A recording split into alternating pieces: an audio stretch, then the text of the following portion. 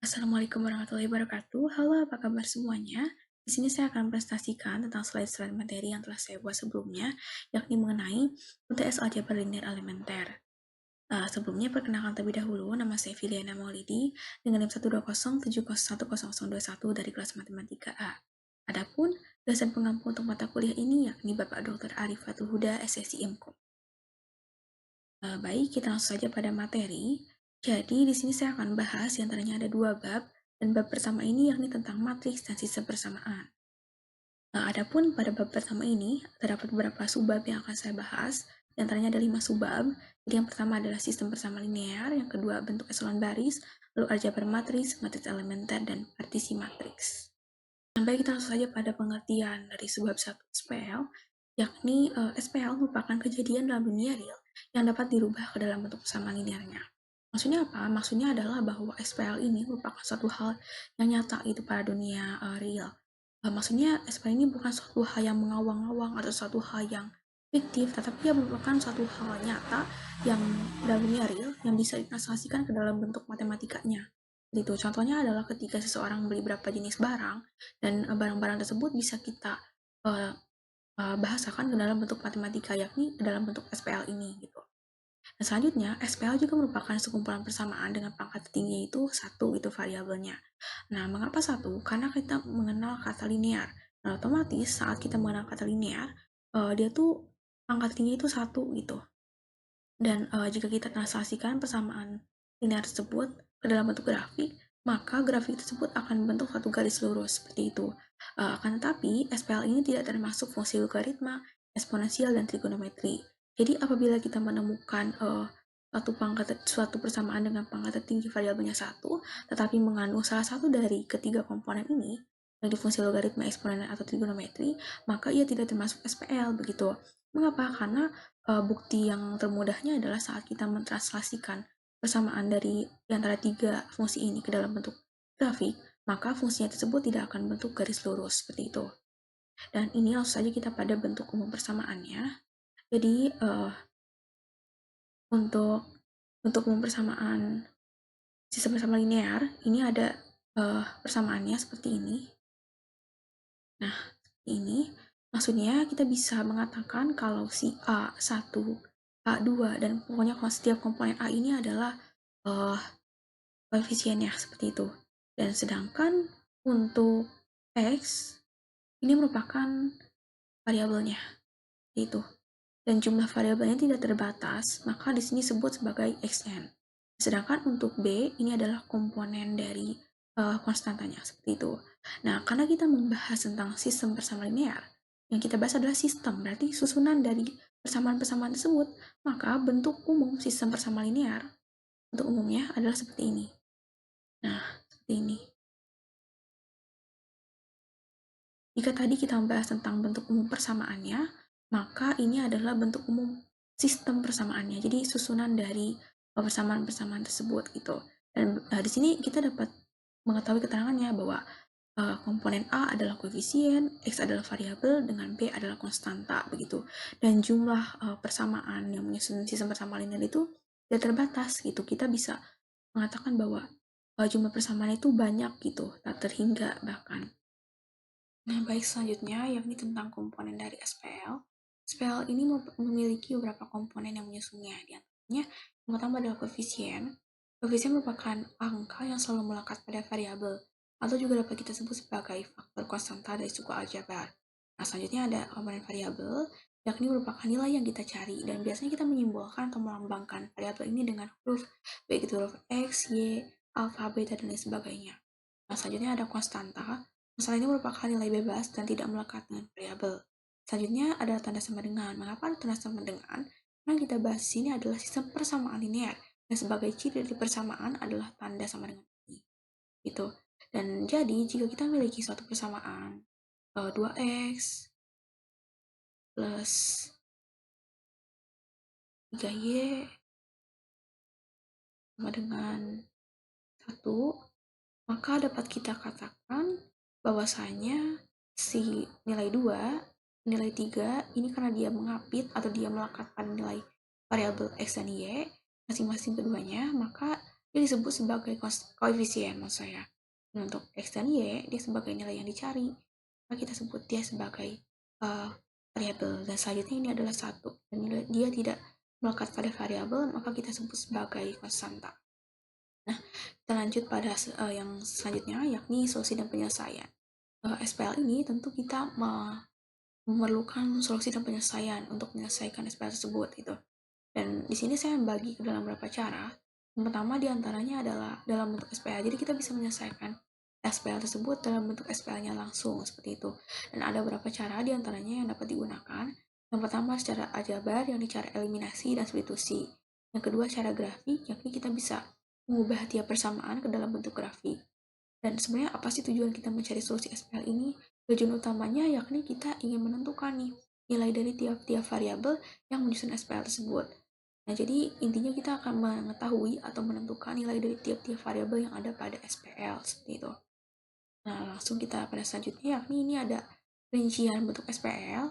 Dan untuk perincian bentuk SPL ini, di sini saya mendefinisikan lebih lanjut pengertian secara aljabar yang tadi dan secara grafis. Jadi penyelesaian secara aljabar pada SPL, yang pertama adalah eliminasi, yakni kita caranya itu mencari solusi SPL dengan cara menolkan salah satu variabelnya. Nah, biasanya kita melakukan hal ini tuh dengan mengeliminasi dua persamaan, dan dimana dari dua persamaan tersebut kita bisa menolkan salah satu uh, variabelnya seperti itu hingga kita memperoleh nilai tiap-tiap variabel yang ada pada SPL. Nah, selanjutnya ada substitusi, yakni metode mencari SPL dengan cara mengganti nilai satu nilai variabel dengan nilai lain yang sudah diketahui. Misalnya kita memiliki suatu nilai X sama dengan 2, itu, dan misalnya kita memiliki lagi 3Y sama dengan X. Maka kita bisa mengganti nilai X ini dengan nilai X yang sebelumnya, hingga nanti kita bisa peroleh nilai Y-nya, seperti itu. Dan yang ketiga, ini ada eliminasi substitusi, yakni cara penggabungan dari cara eliminasi dan substitusi yang sebelumnya telah dijelaskan. Selanjutnya ada cara grafis. Cara grafis yakni kita bisa mengubah tiap persamaan dalam SPL ke dalam bentuk grafiknya. Nah, contohnya misalnya kita memiliki persamaan ini kan hanya satu persamaan. Kemudian di SPL itu jika kita ingin menemukan solusinya minimal ada dua persamaan seperti itu. Dan ini kita contohkan pada yang satu persamaan saja. Misalnya kita memiliki persamaan ini, jika X plus 6 sama dengan 4, maka bentuk grafiknya adalah seperti ini. Yang garis merah tipis ini. Ini. Nah, seperti itu. Nah, selanjutnya kita lanjut. Jadi untuk sistem 2x2, yakni SPL dengan dua persamaan dan dua variabel, jika saat ia ditransformasikan ke dalam bentuk grafiknya, maka terdapat beberapa kesimpulan yang dapat diambil begitu. Yang pertama, jika kedua garis paralel dan merupakan garis yang berbeda satu sama lain, maka tidak ada titik potong sehingga sistem tersebut inkonsisten atau tidak ada solusi. Dan gambar atau ilustrasinya adalah seperti ini. Nah, ini merupakan dua garis yang berbeda antara garis yang biru muda dan biru tua ini, dan keduanya juga saling paralel gitu dan tidak saling memotong antara satu sama lain. Dan karena tidak ada titik potong satu sama lainnya, maka jika dua sistem seperti ini gambar grafiknya, maka dia dikatakan tidak punya solusi atau inkonsisten seperti itu.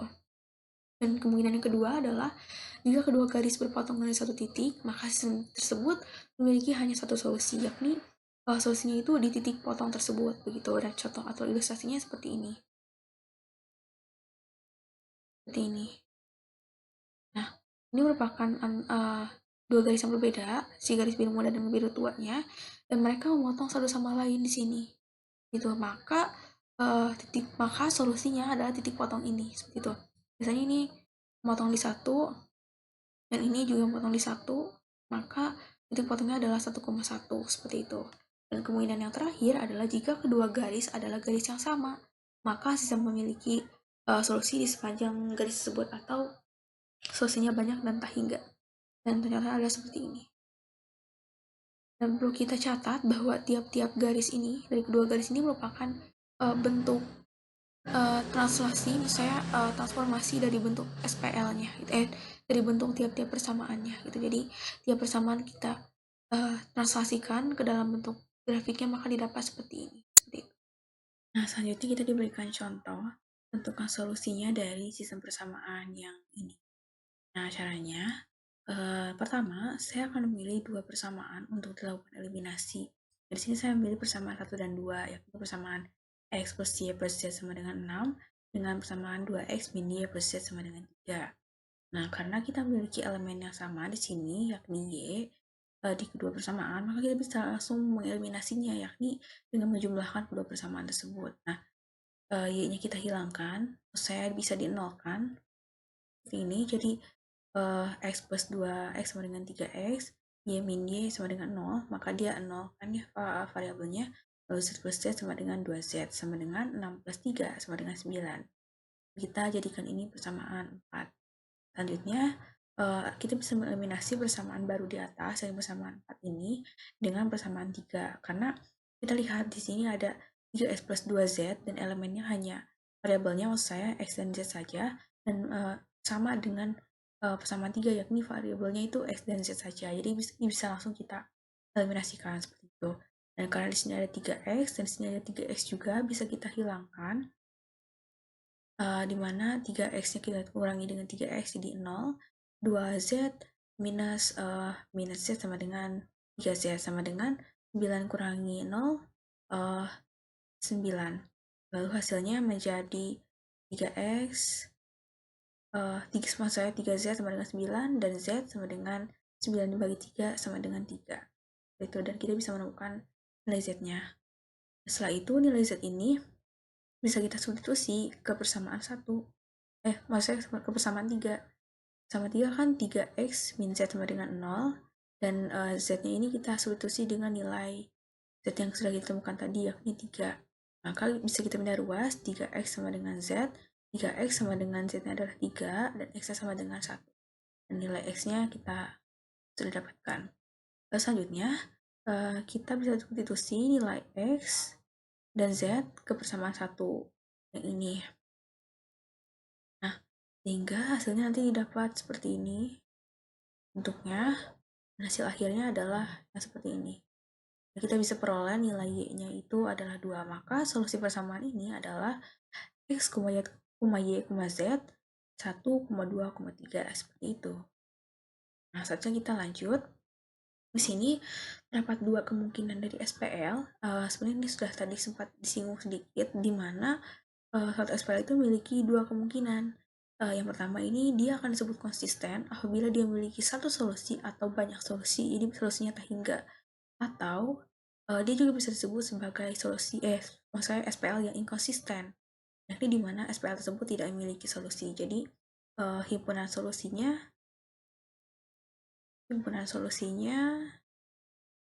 sama dengan himpunan kosong, itu. Maaf.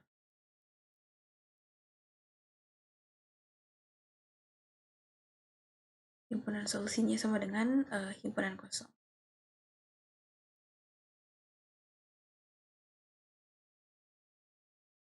Nah, seperti ini. Lalu kita lanjut, ini ada matriks SPL. Maksudnya adalah sistem bersama linear atau SPL itu ternyata bisa kita ubah bentuknya ke dalam bentuk matriks, dan ada dua bentuk matriks yang dapat dihasilkan dari SPL tersebut. Yang pertama adalah matriks koefisien, dan yang kedua adalah matriks tipe besar atau augmented matrix yang akan saya jelaskan di slide berikut. Ini dia, yang pertama ada matriks koefisien. Matriks koefisien ini merupakan matriks yang dibentuk dari SPL dengan hanya menuliskan koefisiennya saja. Nah, jadi misalkan kita diberikan suatu sama linear seperti ini, maka untuk mengubah menjadi bentuk matriks koefisiennya, kita hanya perlu menuliskan koefisiennya saja sesuai letak pada SPL-nya. Di sini kan kita punya koefisien 8, 7, ini minus 1, dan yang ini ada 6. Maka kita perlu tuliskan ini dalam bentuk matriksnya menjadi seperti ini. Nah, ini kan letaknya sesuai dengan apa yang ada pada SPL. Nah, maka nilai-nilai tersebut itu kita sebut sebagai matriks koefisien seperti itu. Dan yang kedua ada augmented matrix, di mana augmented matrix ini merupakan SPL yang dibentuk dengan cara menuliskan koefisien dan konstanta sesuai letaknya pada SPL. Dan sementara konstanta itu selalu diletakkan di kolom terakhir. Misalnya kita diberikan seperti ini SPL-nya. Sini kita memiliki koefisien 8, 7, 1, 6, 2, itu, dan ini ada 0, ini. Dan di sini kita memiliki konstanta juga, itu baris konstantanya. Maka untuk menjadikannya sebagai matriks koefisien yang diperbesar, kita perlu menuliskannya seperti ini. Di mana baris yang terakhir ini merupakan khusus untuk nilai konstanta. Seperti itu. Dan ini adalah matriks koefisien dari SPL. Nah, selanjutnya ada yang disebut sebagai operasi baris elementer. Nah, kita tahu bahwa baik dalam menyelesaikan SPL secara langsung dalam bentuk SPL-nya, maupun setelah kita merubah SPL tersebut menjadi bentuk matrisnya, kita memerlukan suatu cara yang kita sebut sebagai OBE atau operasi baris elementer yang dapat membantu kita menuju solusinya. Nah, untuk OBE ini sendiri terdapat 3 macam langkah. Pertama adalah kita bisa menukarkan dua baris atau persamaan pada matriks atau SPL. Yang kedua, kita bisa mengalihkan suatu baris atau persamaan dengan bilangan real tak nol. Dan yang ketiga adalah kita bisa menjumlahkan suatu baris atau persamaan dengan kelipatan baris atau persamaan yang lain. Seperti itu. Selanjutnya, ini ada yang disebut sebagai sistem ekivalen. Dua sistem persamaan yang menggunakan variabel sama dikatakan ekivalen jika kedua sistem memiliki solusi atau himpunan penyelesaian yang sama. Misalnya, kita diberikan sistem persamaan seperti ini, yang pertama, lalu yang kedua ada ini ekivalen dengan yang di bawahnya. Lalu saya jadi sistemnya ini dia akan ekivalen dengan sistem yang di bawah ini. Itu mengapa? Karena pada kedua persamaan tersebut persamaan maksud saya pada persamaan yang kedua, pada sistem persamaan yang kedua ini di persamaan pertamanya, yakni yang ini, itu merupakan kelipatan dari persamaan pertama di sistem persamaan sebelumnya, yang ini. Itu. Dan jika kelipatan suatu persamaan ditambahkan pada persamaan yang lain, maka sistem yang barunya akan membentuk sistem yang ekivalen. Gitu. Dan ada beberapa cara diantaranya untuk membentuk suatu sistem yang ekivalen. Di sini saya telah merangkumnya menjadi beberapa poin. Pertama ada kita bisa menukar urutan penulisan dari dua persamaan. Misalnya kita memiliki persamaan 1 dan persamaan 1 dan persamaan 2 seperti itu. Dan kedua persamaan ini bisa kita tukar posisinya seperti itu. Lalu yang kedua, kita bisa kedua ruas dari suatu persamaan dapat dikalikan dengan bilangan real tak nol yang sama. Seperti itu. Misalnya kita memiliki persamaan 2x sama dengan 3. Nah, kedua ruas ini bisa kita kalikan dengan bilangan real tak nol yang sama. Misalnya dikalikan 2, jadi kedua ruas kita kalikan dengan 2 dan nanti hasilnya akan bentuk sistem yang ekivalen atau sama dengan sistem yang asalnya yang ini. Dan yang ketiga, yang terakhir, kelipatan satu persamaan bisa dijumlahkan dengan persamaan yang lain dan akan membentuk satu sistem yang ekivalen, seperti itu. Nah, selanjutnya ada juga sistem segitiga. Secara umum dapat dikatakan bahwa sistem segitiga ini bentuknya seperti ini. Nah, seperti ini.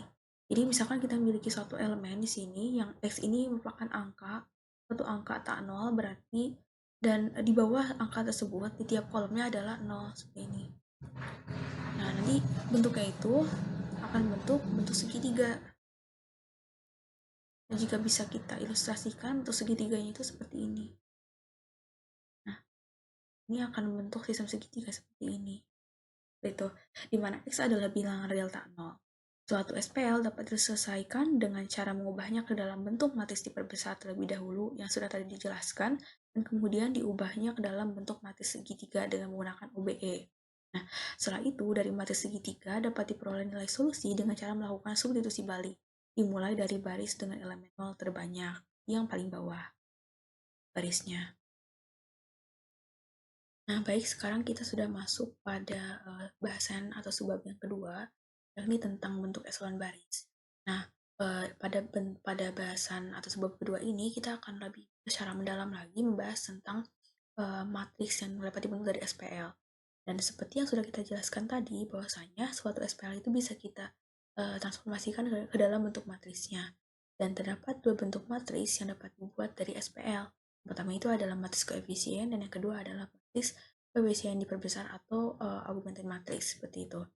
Dan perlu kita ketahui sebagai hasanah saja ini, kata matriks itu pertama kali digunakan dalam matematika, maksudnya dalam istilah matematika oleh James Sylvester pada tahun 1850 untuk menyatakan susunan atau array persegi panjang yang berisi angka-angka di mana nilai determinannya itu dapat dibentuk atau diketahui dari array tersebut seperti itu.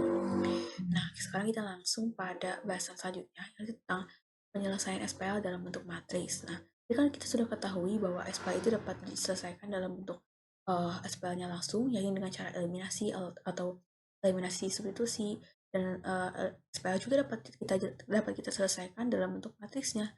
Sedangkan untuk sebab satu tadi kita baru membahas tentang penyelesaian SPL dalam bentuk matriks segitiga. Nah, untuk sebab dua ini kita akan lebih dalam lagi membahas tentang penyelesaian SPL dalam bentuk matriks. Dalam bahasan ini, diketahui bahwa SPL itu dapat diselesaikan dengan mengubahnya ke dalam bentuk matriks. Dan hal ini tuh dilakukan guna mengefisienkan perhitungan sistem dengan variabel banyak. Sebab mengapa? Karena jika kita memiliki suatu SPL dengan variabel yang sangat-sangat banyak, misalnya lebih dari 4, lebih dari 5, itu akan melibatkan perhitungan yang lebih kompleks dan bahkan sangat-sangat kompleks. Maka untuk mengefisienkan cara tersebut, kita melakukan suatu cara yang dapat istilahnya memudahkan lah untuk perhitungan SPL tersebut, yakni dengan cara penyelesaian matriks. Nah, ini terdapat dua cara, yakni eliminasi Gauss dan eliminasi Gauss-Jordan.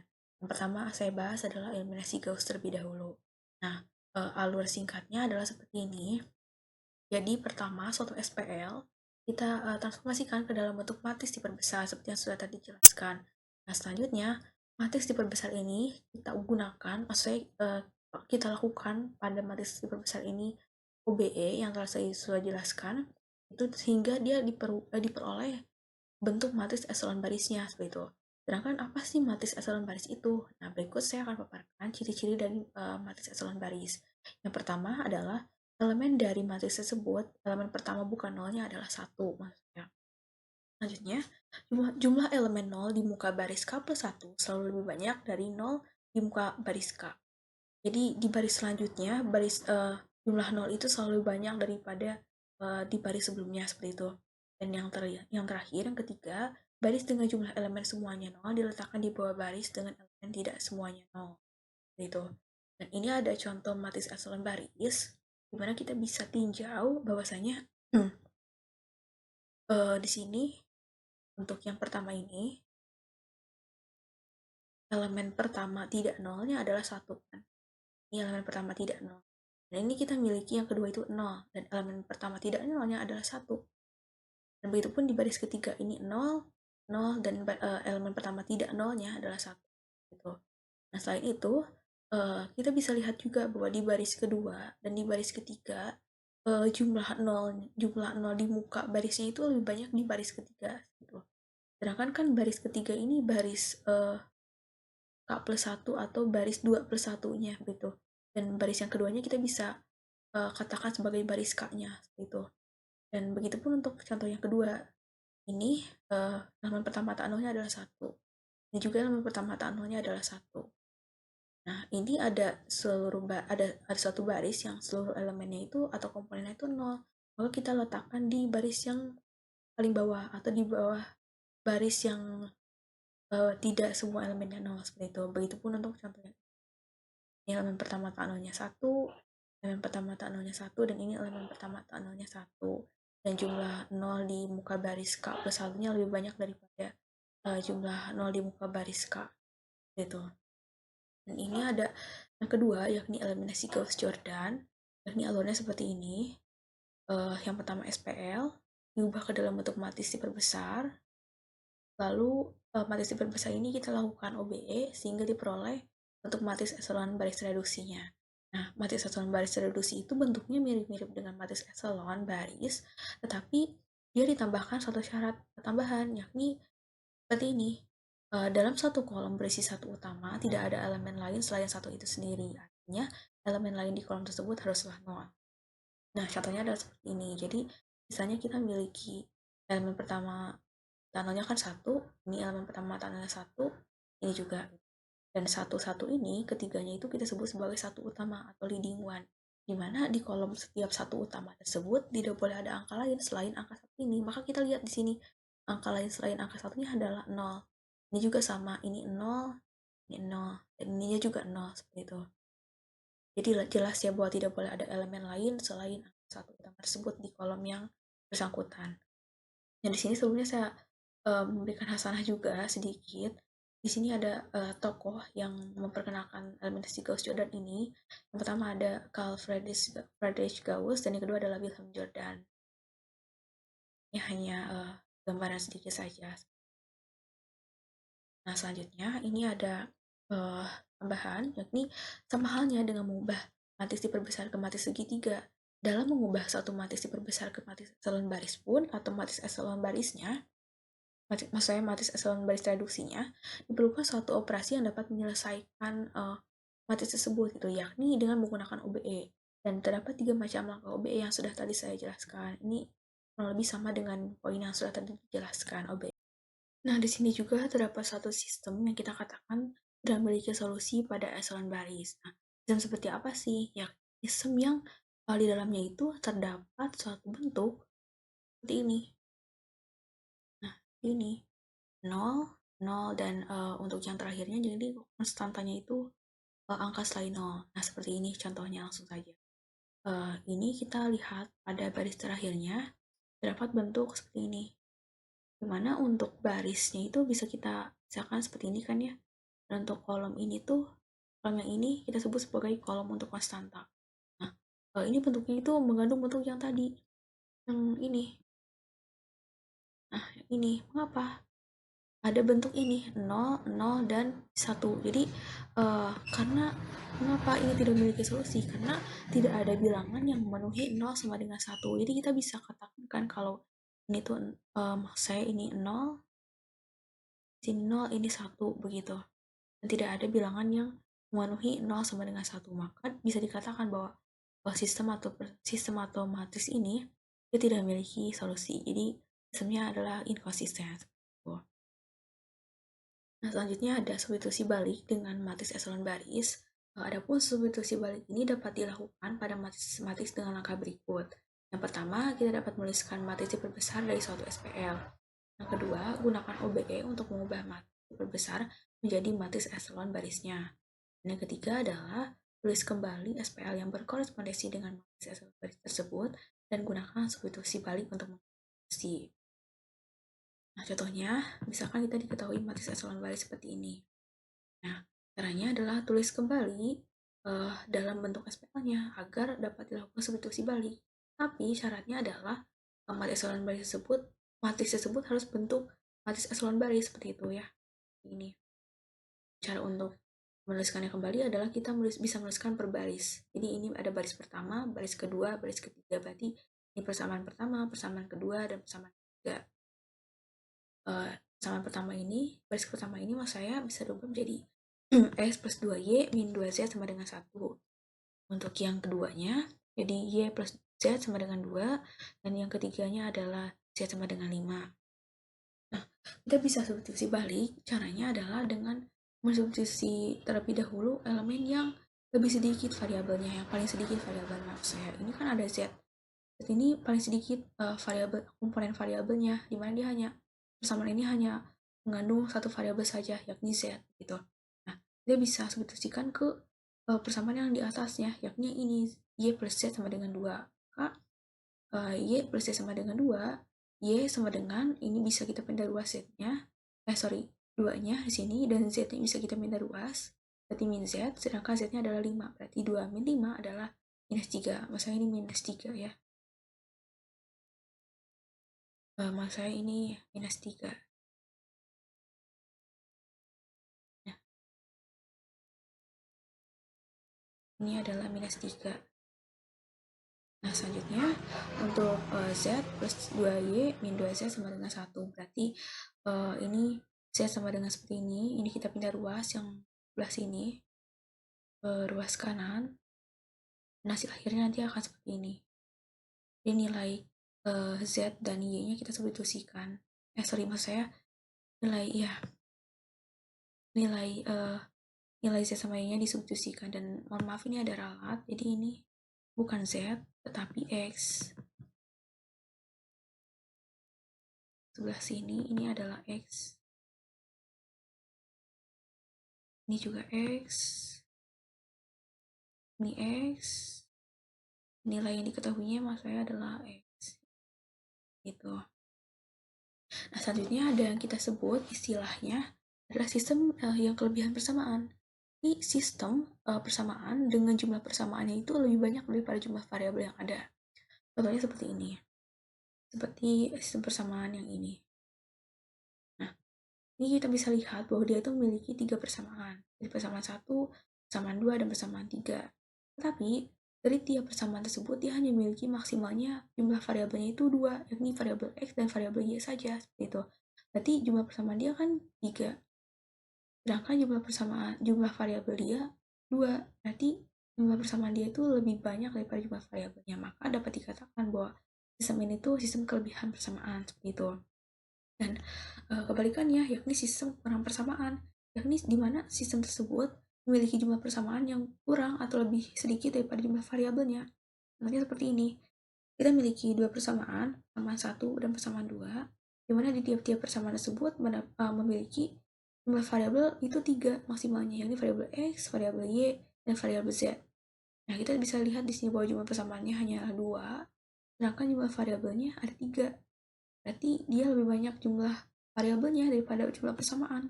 Dan dapat kita katakan bahwa sistem ini adalah sistem yang kekurangan persamaan. Begitu. Dan ini juga ada yang disebut sebagai sistem homogen, yakni sistem persamaan linear yang semua konstantanya bernilai 0. Di bagian yang ini kan konstanta, kolom konstanta. Ini tuh semuanya 0, gitu. Dan sistem ini tuh hanya memiliki dua kemungkinan solusi. Yang pertama, dia hanya memiliki satu solusi trivial, atau yang kedua, sistem tersebut memiliki tak hingga solusi.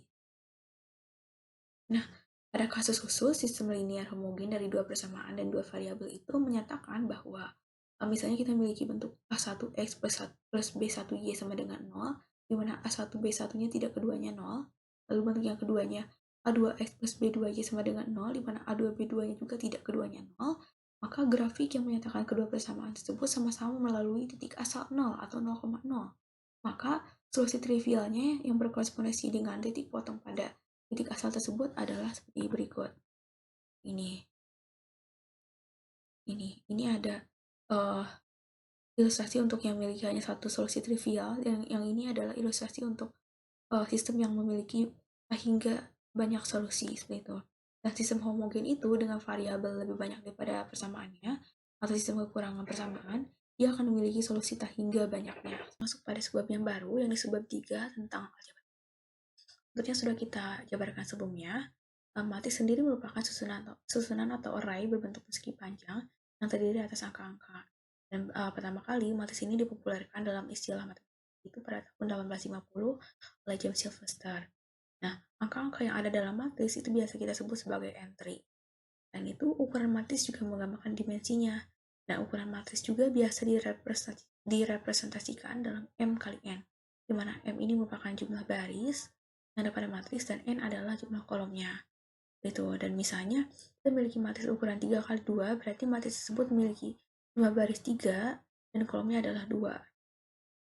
Nah, selanjutnya matris segi 4 adalah matris yang memiliki jumlah kolom dan barisnya itu sama.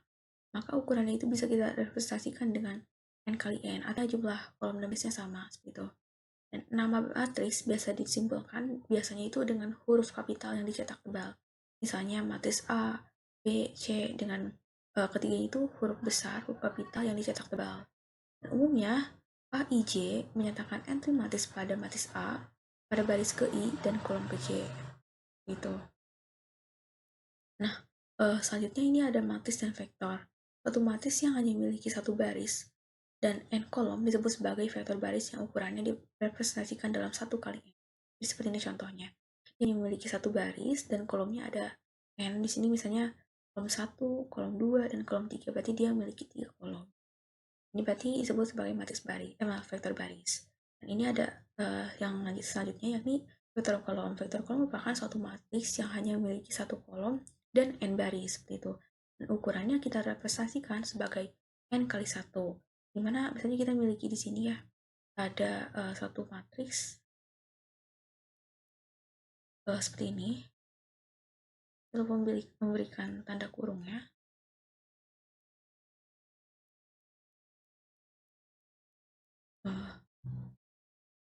Maksud saya seperti ini.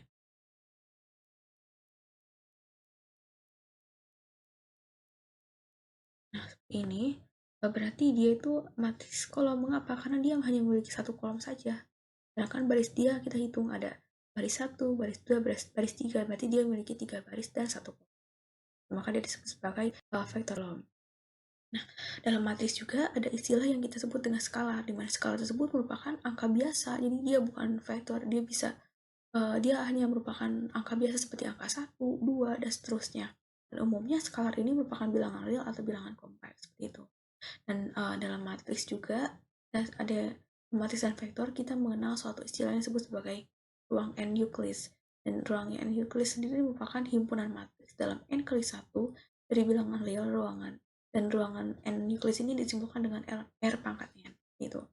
Jadi misalkan R pangkat 2 berarti dia suatu vektor atau matriks yang memiliki dimensi 2 dan seterusnya seperti itu.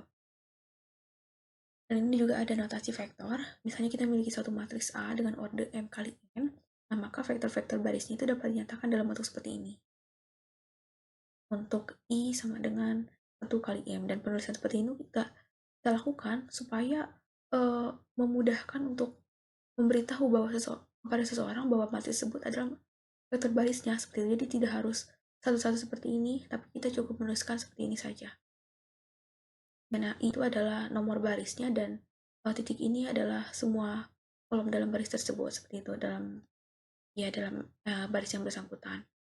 Dan begitu pun untuk matriks A order M kali N, maka vektor-vektor kolom ini dapat dinyatakan dalam bentuk seperti berikut, yakni A dan J, di mana J itu melambangkan kolom keberapa gitu, dan atau bentuknya bisa ditulis ini A titik 2, J itu nomor kolomnya seperti itu. Jadi kita tidak perlu capek-capek menuliskan seperti ini, cukup cara ini atau ini saja seperti itu.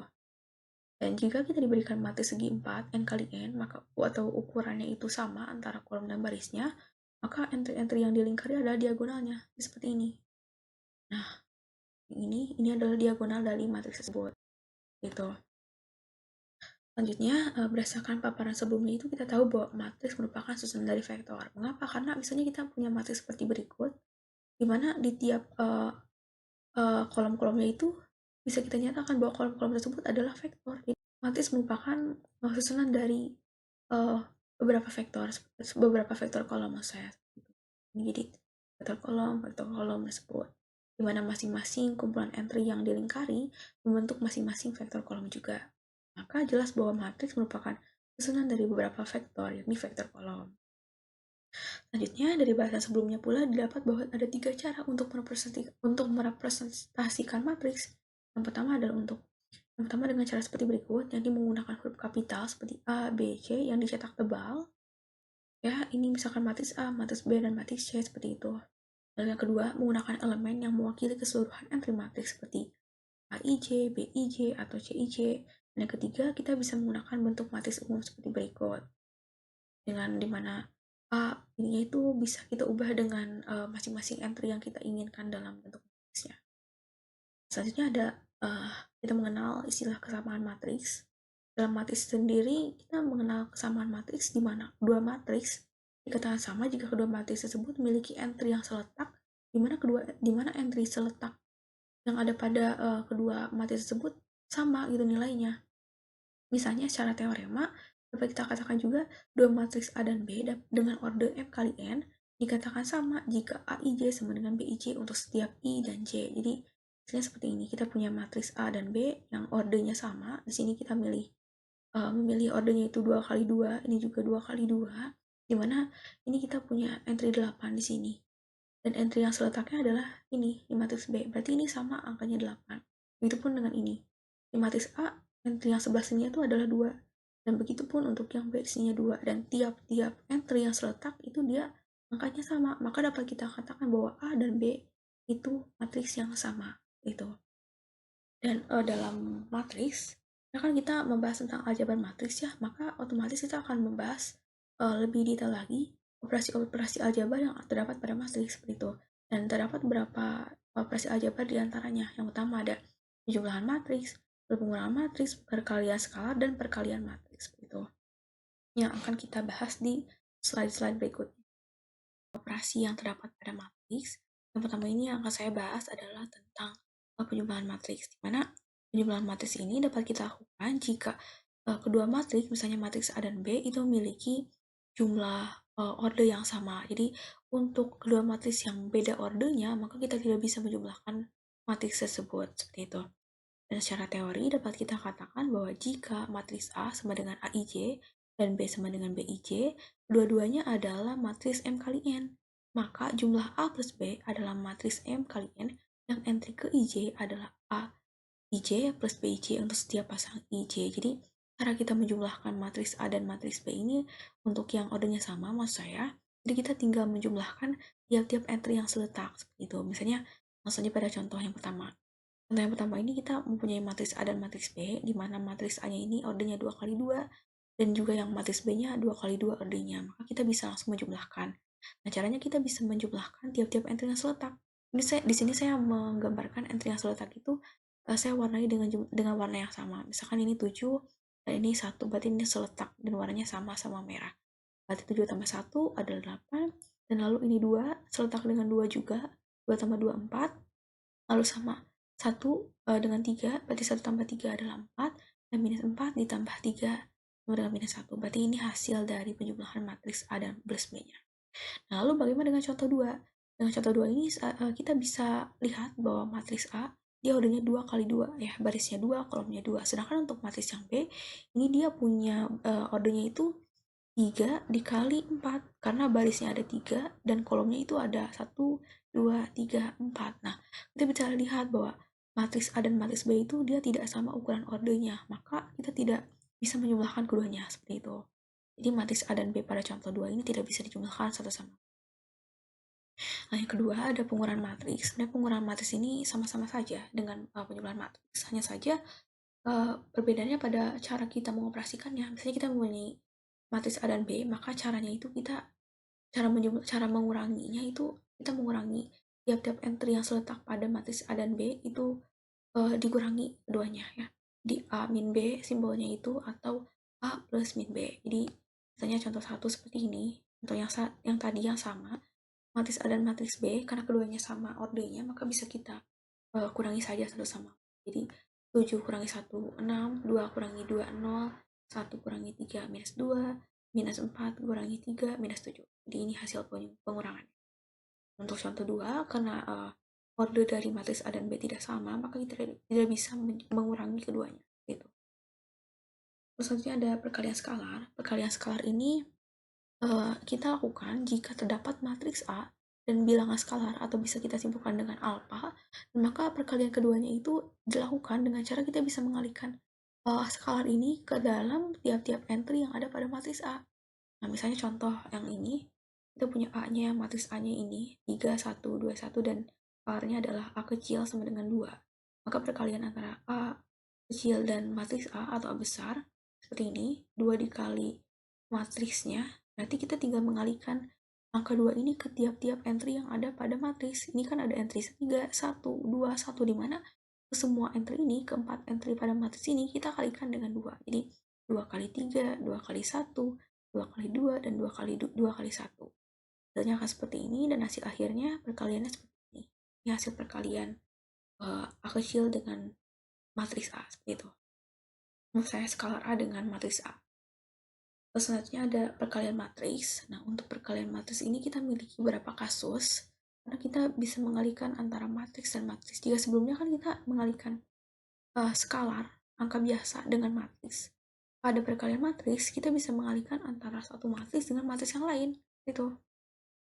Dan terdapat sekitar 4 kasus untuk kasus yang berbeda, maksud saya untuk perkalian matriks ini. Dimana untuk kasus yang pertama, ini perkalian antara matriks yang terdiri dari satu baris dengan matriks yang terdiri dari satu kolom. Nah, untuk matriks yang satu baris ini kan seperti ini ya. Ini hanya dia terdapat satu baris saja, dan matriks ini terdapat satu kolom. Jadi bisa kita katakan ini perkalian antara vektor baris dengan vektor kolomnya. Dan hasilnya adalah seperti ini. Jadi kita bisa mengalihkan tiap entry pertama pada vektor baris dengan entry pertama pada vektor kolom, lalu entry kedua pada vektor baris dengan entry kedua pada vektor kolom, seperti itu, dan semuanya itu dijumlahkan. Dan bisa kita katakan juga bahwa si matriks baris ini dia posisinya sebagai A. Dan sedangkan untuk yang ini, matriks yang ini, yang kolom, dia adalah X. Dan hasilnya adalah B. Maka matriks hasil akhirnya itu seperti ini, AX sama dengan B. Dan hasil perkalian untuk jenis matriks seperti ini, yaitu matriksnya hasilnya adalah berorder 1 kali 1.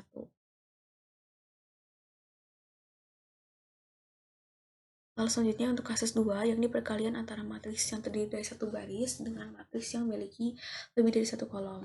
Jadi ini matriks satu barisnya, ini matriks yang lebih dari dua kolom.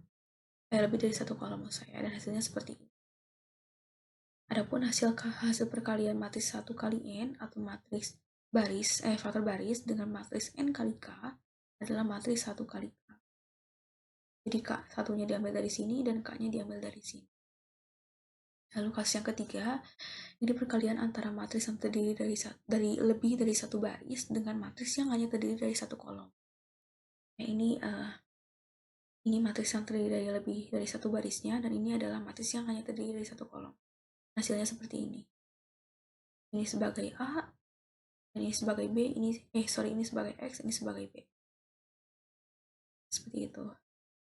Misalnya kita punya matriks yang pertama itu 2 kali N, dan yang keduanya N kali 1, maka ukuran hasil akhirnya adalah 2 kali 1. Jadi ukuran kali matriks atau hasil matriks kalinya itu baris dari matriks yang pertama, baris yang kiri, dengan dikali kolomnya itu kolom dari matriks yang sebelah kanan yang ini. Untuk kasus yang keempat, yakni perkalian antara matriks yang saling cocok, di mana jumlah baris matriks yang di kiri harus sama dengan jumlah kolom matriks yang di kanan. Jadi seperti ini ya. Ini matriks jumlah baris matriks di kirinya kan ada 2, dan ini jumlah kolom matriks yang ininya ada 2 juga, jadi saling cocok. Maka kita bisa mengalihkan A1 kali C1 ditambah A1 kali D1, A2 dikali D1, lalu ditambah A3 ditambah S1, seperti itu. Ya, dan seterusnya, seperti itu. Dan di mana orde matriksnya itu didapat dari jumlah baris matriks yang kiri dan kolom matriks yang kanan. Hasilnya merupakan matriks 2 kali 2 untuk untuk contoh seperti ini. Adapun formula untuk perkalian matriks AB berorde M kali N adalah seperti berikut. Jadi sigma atau penjumlahan dari 1 sampai K, A1IL, maksudnya A1II, BI dikali BIJ, seperti itu. Nah, contohnya seperti ini. Untuk yang pertama, contohnya, dia matriks yang hanya terdiri dari satu baris saja dengan matriks yang terdiri dari lebih dari satu. Berarti dia termasuk kasus 2 yang sudah tadi kita bahas, yakni 1 kali N dan N kali K. Jadi kita caranya hanya mengalihkan saja. Jadi 1 dikali 4, 4, lalu 2 dikali 0, 0, dan 4 kali 2 itu 8. Jadi 4 ditambah 8 sama dengan 12. Hasilnya seperti ini. Begitupun pada baris-baris yang berikutnya, seperti itu. Jadi 1 kali 1, selanjutnya itu 1 kali 1, dan selanjutnya seperti itu. Lalu ini ada contoh yang kedua, ini matriks termasuk kasus 3, yakni N kali A dan N kali 1. Hasilnya adalah seperti ini. Jadi 1 kali 1 ditambah 2 kali minus 1 ditambah 4 kali 7, seperti itu. Hasilnya adalah 27. Begitupun untuk yang bawahnya sama. Dan untuk yang AB ini dia matriks yang jumlahnya banyak, tiap kolom dan barisnya. Jadi misalkan ini matriks A, ini matriks B, kita kalikan, maka caranya itu 1 kali 4 ditambah 2 kali 0, lalu 4 dikali 2 sama dengan hasilnya 12 untuk yang pertama. Lalu yang kedua kita kalikan 1 kali 1, lalu 2 kali minus 1, dan 4 dikali 7, itu, dan hasilnya 27, dan untuk seterusnya sampai yang ke-12 ini. Yang 12. Lalu selanjutnya, ini suatu sistem linear, saya AX sama dengan B akan konsisten jika dan hanya jika B-nya itu, ini, jika itu dapat ditulis sebagai bentuk kombinasi linear dari vektor-vektor. apa itu kombinasi linear? Nah, yakni secara teori jika A1, A2 sampai AN adalah vektor-vektor dalam R pangkat n dan C1, C2 sampai Cn adalah skalar-skalar, maka berbentuknya itu jumlahnya itu maksud saya jika jumlahnya itu C1 A1 plus C2 A2 sampai Cn AN ini perkalian antara komponen A dan komponen C itu dia disebut sebagai kombinasi linear dari vektor-vektor A1, A2 sampai AN. Dan dalam definisi lain, jika A adalah matriks M kali N dan X adalah sebuah vektor kolom, maka hasil kali AX dapat ditulis dalam bentuk kombinasi linearnya dari vektor kolom A, di mana koefisiennya itu adalah entry-entry pada X seperti itu. Dan misalnya kita punya persamaan seperti ini ya, contohnya. Bisa bersama seperti ini. Dan kombinasi linearnya itu adalah sebagai berikut. Ini kita tuliskan dulu variabelnya. Dan di sini dia tuliskan semua komponen dari koefisien dari variabel x ini. Ini kan kita punya 2 dan 5 ya untuk variabel x ini koefisiennya. Berarti kita tuliskan 2 dan 5 ini sebagai vektor kolom seperti itu. Dan untuk yang y-nya plus y, ini kita punya koefisien itu ada 3 dan minus 4. Maka kita jadikan juga 3 dan min 4 sebagai vektor kolom. Dan untuk yang z sama dengan min 2 dan 2 karena dia koefisiennya ini. Hasilnya adalah 5, 6. Ini. Berarti ini adalah bentuk kombinasi linearnya. Selanjutnya, ini ada terdapat beberapa aturan-aturan atau cara-cara aljabar pada matriks. Ini operasi-operasi aljabar yang dapat dilakukan pada matriks. Misalnya kita diberikan suatu matriks A, B, dan C. Maka ini ada beberapa penjumlahan yang dapat dilakukan. Yang pertama, A plus B sama dengan B plus A. Ini ada sifat komutatif. Lalu A plus B plus C, ini A plus B plus C lagi. Tapi ini hanya ditukar posisi kurungnya, maka dia disebut sebagai sifat asosiatif. Ini ada A kali B lalu dikalikan C, atau A dikalikan B dengan C, maka dia hasilnya sama ya kedua ruas ini, dan dia berlaku sifat asosiatif juga untuk perkalian. Lalu ini ada A kali B plus C itu sama saja dengan menjumlahkan antara A kali B ditambah A kali C. Lalu A plus B dikali C, maka dia sama saja dengan mengalihkan atau menjumlahkan A kali C ditambah B kali C. Lalu untuk ini skalar ya, alfa dan betanya. Misalkan diketahui alfa kali beta dikali A, maka dia sama saja dengan mengalihkan alfa dengan dikalikan dalam kurungnya beta sebagai skalar dikalikan matriks A. Lalu ini juga ada alfa dikalikan A, B, di mana AB-nya adalah matriks, maka itu sama saja dengan mengalihkan matriks dengan skalar terlebih dahulu dikalikan matriks yang B-nya, atau mengalihkan A dengan skalar dikali B, seperti itu. Nah, ini juga ada sifat selanjutnya, ini sifat distributif. Ini misalkan alfa ditambah beta dikali alfa itu sama saja dikali A, mau saya itu sama saja dengan mengalihkan alfa dikali A ditambah alfa dikali beta dikali A. Lalu ini juga kali alfa dikali alfa plus beta itu sama saja dengan menjumlahkan antara perkalian alfa kali A ditambah alfa dikali B gitu. Dan juga ada operasi 0. Jadi misalkan kita diketahui matriks 0 itu merupakan matriks yang dia terdiri dari komponen itu semuanya 0 seperti itu. Dan misalkan kita diketahui C-nya adalah skalar, maka ukuran dari matriks tersebut dapat kita hasilkan dari operasi-operasi berikut. Misalnya A ditambah matriks 0, maka ia sama saja dengan menjumlahkan matriks 0 tersebut dengan A. Jadi bisa diubah hasilnya karena ini sifatnya komutatif untuk penjumlahan. Dan hasilnya adalah matriks itu sendiri, matriks A. Lalu selanjutnya misalkan matriks A dikurangi matriks 0, maka tetap hasilnya matriks A. Lalu untuk matriks A dikurangi matriks A, itu sama saja hasilnya dengan matriks 0.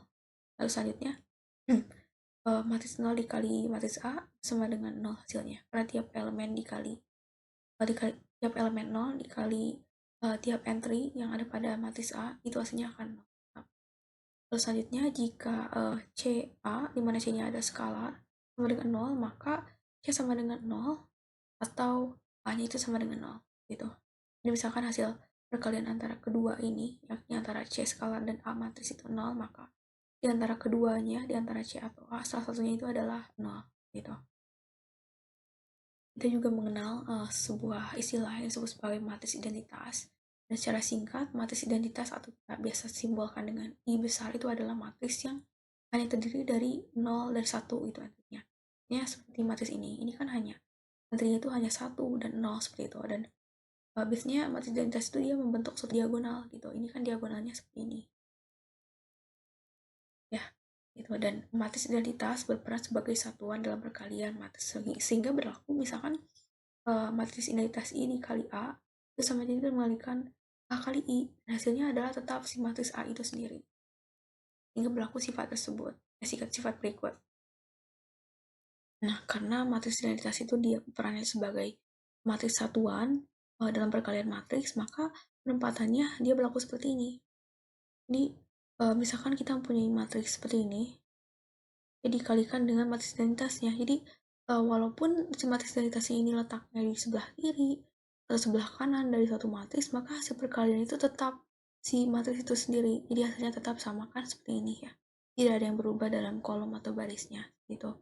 Ini juga di perkalian suatu matriks dengan matriks identitasnya akan menghasilkan suatu matriks itu sendiri. Jadi tidak ada perubahan dalam matriks tersebut gitu.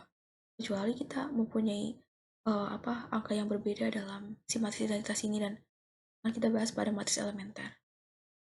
Selanjutnya ada pembalikan matriks atau kita kenal lebih akrab sebagai matriks inverse atau inverse matriks. Dan misalnya suatu matriks berorder M kali N dikatakan tak singular atau dapat diinverskan jika dia itu terdapat matriks B sehingga AB sama dengan B kali A sama dengan I.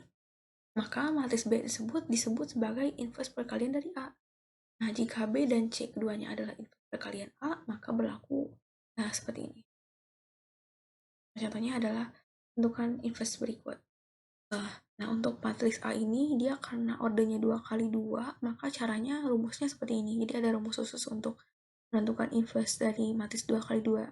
Jadi 1 per determinan A dikalikan dengan hasil matriks yang seperti ini. Nah, dimana kita bisa menghitung dulu determinan A. Determinan A-nya ini kita lakukan dengan cara mengalihkan silang ini 2 kali 2 dengan 1 kali 3, dimana 2 kali 2 hasilnya dikurangi dengan perkalian 1 kali 3. Jadi ini 2 kali 2 dikurangi 3 kali 1 hasilnya adalah 1. Nah, maka inverse A-nya seperti ini, 1 per 1. Nah, untuk ini maksudnya adalah matriks yang tadi, matriks yang A ini, dia kan ini posisinya sebagai A, ini sebagai B, ini sebagai C, dan ini sebagai D. Nah, maka jika kita lihat pada bentuk ini bentuk D dan A-nya itu kita tukar. Maka bentuk 2 dan 2 karena ini kebetulan sama kita tukar. Dan karena kebetulan sama, maka seolah-olah dia tetap seperti ini. Bentuknya padahal ini kita bisa tukar. Dan untuk yang ini, min B dengan min C, ini kita hanya tinggal menambahkan saja. Atau mau saya mengalihkan saja si entry B dan entry C ini dengan minus 1. Seperti itu, kali ini kan 1 dan 3, maka 1 dikali minus 1, minus 1, seperti ini. Dan 3 kali minus 1, min 3, seperti ini. Karena tadi 1 per 1 determinannya, maka ini 1 dianggapnya, jadi 1 ini kita kalikan ke tiap entry-entry pada matriks, jadi 1 kali 2, 1 kali min 1, 1 kali min 3, 1 kali 2, dan hasilnya. Jadi ini adalah inverse dari matriks A. Tuh. Maka karena matriksnya dapat diinverskan, jadi matriks A ini kita katakan dia singular, jadi dapat diinverskan seperti itu. Terus selanjutnya juga ada beberapa catatan dalam matriks inverse matriks maksud saya. Jadi misalkan jika matriks A merupakan matriks tak singular dan dapat diinverskan, maka A inverse ini jadi simbol inverse-nya ya. A pangkat min 1 bersifat invariable dapat dibalikan, dan A pangkat min 1 pangkat minus 1 sama dengan A. Itu jadi intinya adalah ini. A pangkat min 1 maksud saya A inverse, matriks inverse dari A diinverskan lagi, hasilnya adalah A itu sendiri. Dan selanjutnya jika misalkan menurut saya ini tadi invertible ya, bukan invariable, jadi ada ralat sedikit. Ini ada misalkan yang kedua, A pangkat N itu invertible atau dapat diinverskan, dan jika A pangkat min 1 N itu pangkat min 1 dan tetap seperti ini, jadi ini sama hasilnya. Kedua catatan ini. Dan yang ketiga, jadi misalkan K itu skalar dikalikan A invertible untuk setiap skalar tak 0K, dan KA inverse inverse dari KA itu sama saja dengan perkalian antara inverse dari K dan inverse dari A gitu. Ini maksud saya K-nya K kecil jadi bukan K besar. Dan selanjutnya ada matriks transpose, di mana pada dasarnya saat hendak menjadikan suatu matriks menjadi transposnya, kita bisa mengubah tiap kolom pada matriks menjadi barisnya. Dan matriks transpose dari A itu biasanya disimbolkan dengan simbol seperti ini, jadi A pangkat. Dan ini adalah aturan-aturan umum untuk matriks transpose, di mana yang pertama maksudnya adalah satu matriks jika ditransposkan dan dia ditransposkan lagi, maka hasilnya adalah matriks asalnya, jadi si matriks A itu sendiri gitu. Dan yang kedua, jika alpha adalah skalar dan A ini ada matriks, dia ditransposkan, keduanya itu akan sama saja dengan seperti ini. Jadi perkalian antara alpha dengan transpos dari matriks ini, karena skalar ini kan dia hanya satu angka ya, jadi walaupun dia ditransposkan itu dia tetap saja sama gitu, jadi nggak ada perubahan. Dan untuk yang ketiga, ini A plus B ditransposkan itu sama saja dengan kita penjumlahan antara transpos A dan transpos B. Yang keempat, nilai perkalian AB mereka ditransposkan itu sama saja kita membalikan antara perkalian antara B transposnya, transpos B dikalikan dengan A transposnya, jadi ditukar posisinya seperti itu. Misalkan kita mempunyai juga A, B, C, maka T, maka itu sama saja dengan perkalian antara B transpos, B transpos, dan A transpos, jadi tinggal dibalikkan posisinya seperti itu. Nah, contohnya adalah sebagai berikut. Misalnya, hitunglah perkalian dari AB ini ditransposkan. Misalnya A-nya adalah 3 min 1, 2, 4, dan B-nya adalah 0, 2, 1, min 4. Maka perkalian dari keduanya ini, atau AB transposnya adalah seperti ini. Dimana bisa kita pertama tulis dulu matriks A-nya dan matriks B-nya, lalu kita transposkan seperti ini. Caranya yakni kita bisa mengalihkan keduanya, jadi 3 kali 0 sama dengan 0 ditambah minus 1 kali 1 minus 1 yang seperti ini. Jadi ini kita lakukan perkalian matriks seperti biasa saja, dan nanti hasil dari ini adalah seperti ini. Nah, tapi ini belum kita transposkan, ini kan hasil perkalian dari matriks ini ya, tinggal kita transposkan saja. Jadi karena ini kolom, maka kita ubah jadi baris, jadi min 1 dan 4, karena ini jadi kolom juga, ini jadi baris, jadi 10 dan 0, jadi ini hasilnya.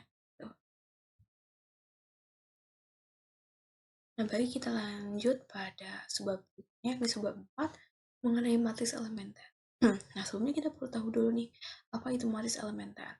Nah, adapun matriks elementer itu merupakan suatu matriks yang dibentuk dari suatu matriks identitas, dan matriks identitas ini dia dioperasikan dengan salah satu langkah atau salah satu cara dalam OBE yang sudah tadi kita bahas sebelumnya di sebab berikutnya, dan hasil dari perkalian tersebut menghasilkan matriks elementer sendiri. Jadi berikut adalah contoh matriks elementer agar kita lebih mudah untuk mengklasifikasikan matriks tersebut. Yang pertama, ini ada matriks 1 hijau ini. Nah, perhatikan bahwa matriks tersebut diperoleh dengan mengalihkan baris kedua pada matriks identitas dengan min 3 seperti itu. Misalkan kita memiliki suatu matriks identitas, matriks identitasnya adalah, nah ini 2 kali 2, matriks identitasnya juga 2 kali 2, maka matriks identitasnya adalah seperti ini. Untuk yang contoh yang pertama. Nah, untuk matriks identitas ini, dia baris keduanya itu kita kalikan dengan minus 3. Nah, yang baris kedua ini kita kalikan dengan minus 3. Maka dihasilkanlah si matriks ini. Nah, hasil perkalian tersebut kita sebut sebagai matriks elementer. Gitu. Dan perkalian ini atau operasi ini kita gunakan dengan OBE jenis 2 yang tadi, yakni mengalihkan suatu baris pada matriks dengan bilangan real tak nol. Kita lanjut pada contoh berikutnya. Misalnya kita punya ini, matriks yang kedua ini. Nah, matriks ini, perhatikan bahwa matriks tersebut didapat dengan menukar baris kedua dan keempat pada matriks identitasnya. Nah, langkah ini juga sesuai dengan OBE jenis 1. Nah, karena ini kan matrisnya itu jenisnya 4 kali 4 ya, garisnya berarti matris identitasnya adalah seperti ini.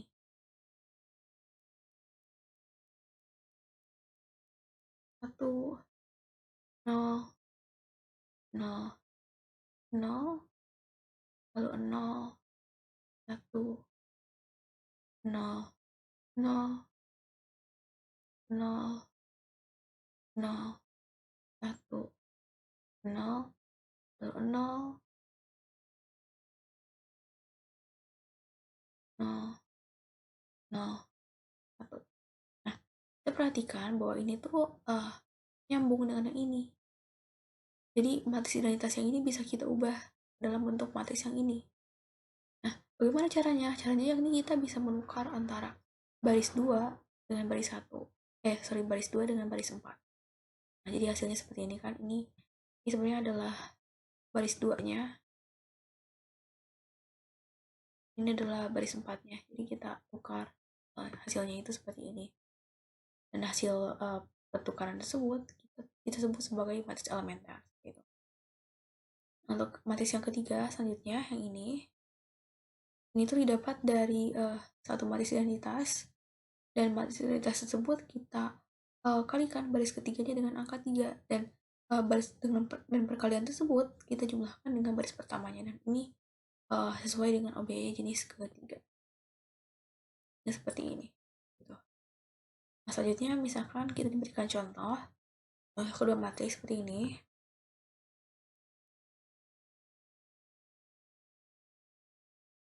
Maka ini kan matris elementer, ini matris biasa. Nah, maka perkaliannya sebenarnya kita tidak perlu mengalihkan satu persatu, satu elemen ke sini, ke sini, ke sini. Tidak, tapi kita cukup meninjau saja ini matris elementer tipe apa. Dan kita bisa melakukan operasi yang singkat gitu dengan menentukan hasilnya. Kita tinjau bahwa ini merupakan suatu matris elementer yang caranya itu diperoleh dari OBE jenis 1, yakni dengan menukarkan baris kedua dengan baris ketiga ya. Jadi ini kan asalnya baris kedua, ini asalnya baris ketiga, dan ditukar posisinya.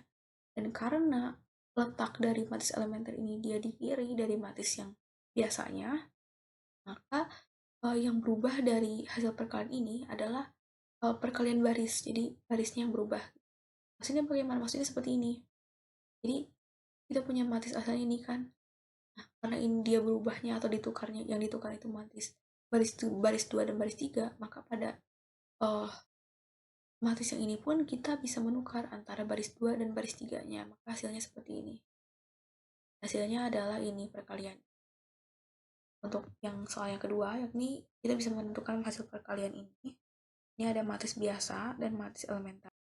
Nah, karena ini letak matris elementer yang ada di kanan matris yang biasa, maka yang berubah dari matris yang bersangkutan yang ini adalah kolomnya gitu. Jika tadi kan matris elementernya sebelah kiri, maka yang berubah di matris biasanya itu adalah barisnya gitu. Maka kalau misalkan letak matris elementer yang ada di sebelah kanan, maka yang berubah untuk matris yang bersangkutan itu kolomnya gitu. Jadi ini kita kan bersangkutan itu mengalihkan garis ke satu matris identitasnya dengan 3, maka yang berganti di sini tuh bukan baris pertama tapi kolom pertamanya. Di kolom pertama di sini matris yang biasa ini dikalikan dengan 3, hasilnya akan seperti ini. 4 kali 3 min 4 kali 3 12, min 1 kali 3 min 3, 1 kali 3 dan 3, dan hasilnya. Nah, selanjutnya jika E adalah matris elementer, maka E tak singular, dan E pangkat min 1 atau E inverse adalah matris elementer dengan jenis yang sama. Dan matris B dikatakan ekivalen baris dengan A jika terdapat baris-baris matris elementer E1, E2 sampai En, sehingga bentuknya seperti ini. Nah, berikut ini adalah sifat-sifat mengenai matris ekivalen baris. Itu yang pertama, jika A itu ekivalen baris dengan B, maka B juga ekivalen baris dengan A.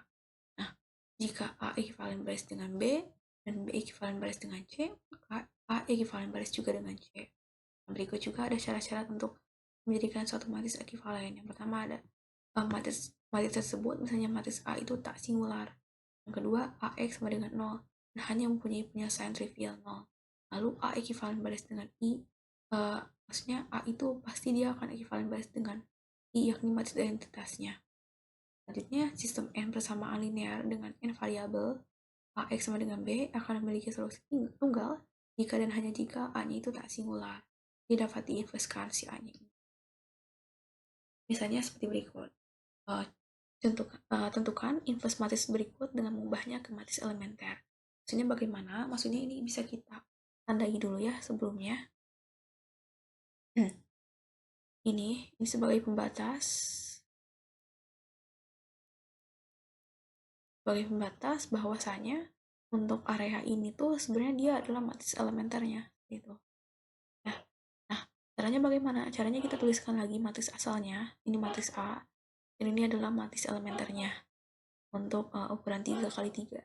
Nah, caranya bagaimana? Caranya itu maksudnya tujuan kita adalah kita akan menjadikan matriks yang sebelah sini itu menjadi matriks identitas. Berarti kita akan menjadikan matriks ini tuh menjadi bentuk yang ini.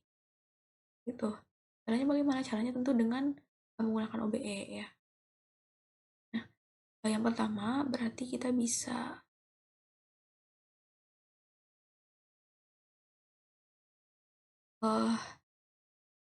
menjumlahkan baris pertama dan baris kedua. Jadi 1 kurangi 1, 1 tambah plus minus 1 maksud saya jadi 0. Min 2 ditambah 3, 1. Lalu 0 ditambah 0 dan 0 tetap ini. Dan setelah bentuknya seperti ini, kita bisa juga ini kan bentuknya itu belum bentuk matriks identitas ya, dan tinggal satu langkah lagi yakni kita harus mengenalkan si 2 ini. Caranya bagaimana? Caranya kita bisa mengalihkan si baris kedua ini. Baris kedua ini dikali dengan 2 dan dijumlahkan dengan baris yang pertama. Jadi 0 dikali 2 sama dengan 0 dikali 2 sama dengan 0 ditambah 1 tetap 1. 0 dikali 2, 2. 2 ditambah min 2 sama dengan 0. 0 dikali 2, 0 ditambah 0 sama dengan 0. Ini bisa kita lihat sudah menjadi bentuk matriks identitasnya. Nah, tujuan kita sudah tercapai. Artinya apa? Artinya inverse-nya itu adalah yang sebelah sini, yang sebelah kanan ini. Ya, jadi karena kita sudah merubah bentuk matriks biasanya ini, matriks biasa ini menjadi matriks identitas, maka matriks yang di sebelahnya, yang sebelahnya itu adalah matriks elementer, dia itu dianggap sebagai inverse-nya. Jadi ini inverse dengan ini hasil dari yang tadi ini. Nah, lalu ini ada subbab terakhir dalam bab 1 ini, yakni tentang partisi matriks, di mana kita bisa mengatakan bahwa dalam membuat partisi dari suatu matriks A jadi bagian-bagian yang lebih kecil dengan menggambar garis-garis horizontal antara baris-baris garis-garis antara jadi dengan mengatakan membuat partisi dari matriks, kita maksudnya adalah kita membuat bagian-bagian yang lebih kecil dari matriks-matriks tersebut begitu. Dan blok dalam konteks ini sering digunakan sebagai istilah untuk menyatakan matriks yang lebih kecil. Jadi matriks-matriks yang lebih kecil dari matriks asalnya atau partisi-partisi itu kita katakan sebagai blok. Dan umumnya jika A adalah matriks M kali N dan B matriks N kali R yang telah dipartisi ke dalam B1 sampai BT, maka perpilihan blok dari A dan B-nya adalah AB sama dengan B1, AB2 hingga AB itu. Nah, baik, selanjutnya ini ada bab 2 yang akan saya jelaskan, yakni tentang determinan. Nah, baik, langsung saja kita pada materinya. Jadi determinan merupakan secara pengertian maksud saya merupakan asosiasi skala dari suatu matriks, di mana nilai determinan dari suatu matriks, misalnya det A atau determinan dari matriks A berorde n kali n, nilainya itu nilai determinannya adalah dia akan menunjukkan apakah matriks tersebut itu singular atau tidak. Jadi nilai determinan ini dapat kita menjadi patok, saya bisa menjadi patokan untuk kita apakah suatu matriks itu singular atau tidak. Dan mari kita tinjau untuk beberapa kasus yang berkaitan dengan determinan. Pertama untuk matriks 1 kali 1. Nah, khusus untuk matriks 1 kali 1, maka dia tidak memiliki determinan. Artinya dia determinannya itu 0. Dan selain itu artinya juga bahwa matriks 1 kali 1 ini dia adalah matriks yang singular dan tidak punya inverse. Dan untuk yang kasus yang kedua, matriks 2 kali 2, misalnya kita memiliki otomatis ABCD, di mana ABCD ini merupakan masing-masingnya itu adalah entry dari matris tersebut yang berupa angka seperti itu. Maka cara menghitung determinannya adalah kita bisa mengalihkan silang A dengan D dengan B kali C. Jadi A kali D dikurangi perkalian B kali C seperti itu. Dan bagaimana dengan matris yang 3 kali 3? Ini melibatkan perhitungan yang lebih kompleks daripada dua bentuk matris yang sebelumnya. Jadi bisa kita lihat ya, matris 3 kali 3 seperti ini dapat kita ubah menjadi seperti ini dan ini. Cara singkatnya bisa kita katakan kalau matris 3 kali 3 itu bisa kita gunakan metode ekspansi kofaktor yang seperti apa ya, seperti ini, dimana AIJ-nya itu adalah determinan dari minor pada entry yang tertera pada nomor, dan A besar maksudnya nyatakan kofaktornya. Nah, jadi ini satu satu satu satu dua kecil kecil maksudnya kecil satu satu sampai kecil satu tiga ini bisa kita umumkan aja sebagai satu J AIJ mas. Dan untuk misal A sama dengan IJ adalah matris N kali N, dan MIJ menyatakan matris N-1 kali N-1 dari A dengan menghapus baris dan kolom yang mengandung AIJ. Determinan dari MIJ disebut sebagai minor dari AIJ. Sedangkan untuk ke faktor AIJ dari A kecil IJ adalah rumus seperti ini. Jadi minus 1 dipangkatkan jumlah baris ditambah kolom dikalikan determinan dari MIJ-nya. Nah, dengan begitu determinan matriks A order N kali N merupakan nilai skalar yang diasosiasikan dengan matriks A. Nah, selanjutnya ini ada beberapa hal yang perlu kita perhatikan. Ini yang pertama, jika suatu matris N kali N dengan N lebih besar dari 2, misalnya 3, 4, dan seterusnya, maka determinan tersebut dapat dinyatakan sebagai ekspansi kofaktor dengan menggunakan sembarang baris atau kolom matris A. Misalnya pada contoh yang ini kan saya menggunakan baris 1 ya, jadi maksudnya jadi 11, A12, dan A13. Sebenarnya ini juga kita bisa pakai baris 2, baris 3, dan baris seterusnya gitu. Ya kalau misalkan baris 2 berarti A21, A22, A23, dan seterusnya begitu. Jadi baris mana aja boleh, bebas, kan ininya tetap sesuai gitu. Jadi kalau misalkan ininya A11 ya ini A11 juga, jadi disesuaikan. Adapun jika matriks A-nya itu ordernya N kali N, maka determinan dari transpos A itu determinan dari A itu sendiri. Dan selanjutnya, jika A adalah matriks segitiga N kali N, maka determinan A sama dengan hasil kali elemen diagonal A. Selanjutnya, katakanlah matriks A itu N kali N ordernya. Jika A memiliki baris dengan semua elemen 0, jadi salah satu baris aja, nggak usah semua barisnya 0, maka determinan dari A tersebut dapat kita tentukan adalah 0 gitu. Dan untuk yang kemungkinan kedua, jika A memiliki dua baris atau kolom yang identik sama, maka determinan A-nya adalah 0. Dan selanjutnya, dalam aturan Cramer, misal A matriks tak singular N kali N, dan B anggota R pangkat N, katakanlah A itu diperoleh dengan mengganti kolom I dari A dengan B. Nah, jika X adalah solusi tunggal A X sama B, maka diperoleh seperti ini. Nah, ini ada contoh soalnya, yakni tentukan determinan matriks A ini. Nah, maka karena kita ini kan matriksnya itu karena 3 kali 3, jadi N-nya atau jumlah barisan kolomnya itu lebih dari 2, maka bisa kita gunakan metode ekspansi kofaktor. Nah, caranya seperti ini. Yang pertama, tentukan determinan dari minor.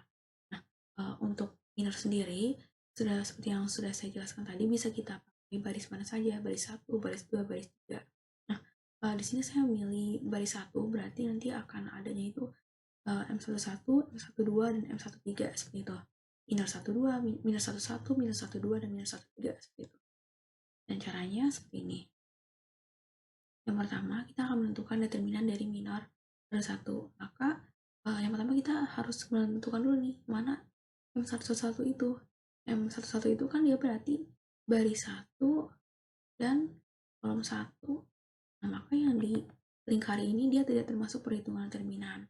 Sisanya adalah yang ini. Jadi 5 kali 1 dikurangi 6 kali min 3. Hasilnya adalah 23. Begitupun dengan minor yang selanjutnya. Yakni minor 12. Minor 12 itu berarti dia baris 1 dan kolom kedua. Maka itu tidak termasuk perhitungan determinan. Yang sisanya adalah 1 dan 6, 2. Jadi 4 kali 1 dikurangi 6 kali 2. Hasilnya adalah minus 8. Setelah itu, kita bisa cari juga minor yang terakhir yang kita gunakan dalam cara ini, yakni minor 1,3. Berarti minor 1,3 itu adalah baris 1 dan kolom 3. Caranya, kita bisa mengalihkan 4 kali minus 3 dikurangi 5 kali 2. Nah, hasilnya ini determinannya nih, minus 22. Nah, jika kita sudah menemukan determinan dari tiap-tiap nomor, maka kita selanjutnya harus mencari kofaktor dari tiap-tiap determinan tersebut. Nah, caranya yang pertama seperti ini. Yang pertama adalah C11, berarti dia sesuai rumusnya adalah minus 1 dipangkatkan, karena ini 11 berarti 1 ditambah 1 dikalikan determinan minus 11, berarti 23 ini. Dari 1 dikali 23 sama dengan 23. Lalu untuk kofaktor 1, 2, minus 1 dipangkatkan, ini 1 dan 2 berarti 1 ditambah 2 dikalikan determinan 2 berarti minus 8. Minus 1 pangkat 3 adalah minus 1 dikali minus 8 sama dengan 8. Lalu kofaktor 1, 3, minus 1 angka 1 plus 3 dikalikan determinan M1, 3 yang ini minus 22, hasilnya adalah min 22. Yaitu karena kita menggunakan baris 1, maka ini A1, A kecil 1 ini adalah entry dari ini baris 1 kolom 1 adalah minus 3. Jadi dikali kofaktor 1 nya adalah 23 ditambah 1 2 nya adalah 2 dikalikan ini 8 ditambah 3 nya 1 dikalikan ini minus 22. Hasil akhirnya adalah min 75. Jadi min 75 adalah determinan dari matriks ini. Maka determinan A ini dia punya matriks, dia punya determinan. Maksudnya matriks A ini dia punya determinan. Artinya dia simular seperti itu. Selanjutnya ini ada daftar pustaka yang saya gunakan dalam menyusun PowerPoint atau presentasi ini. Ada 4 buku yang saya gunakan, diantaranya berkaitan dengan materi aljabar linear. Nah, barangkali sekian yang dapat saya sampaikan. Mohon maaf jika ada kesalahan dan kekurangan. Wassalamualaikum warahmatullahi wabarakatuh.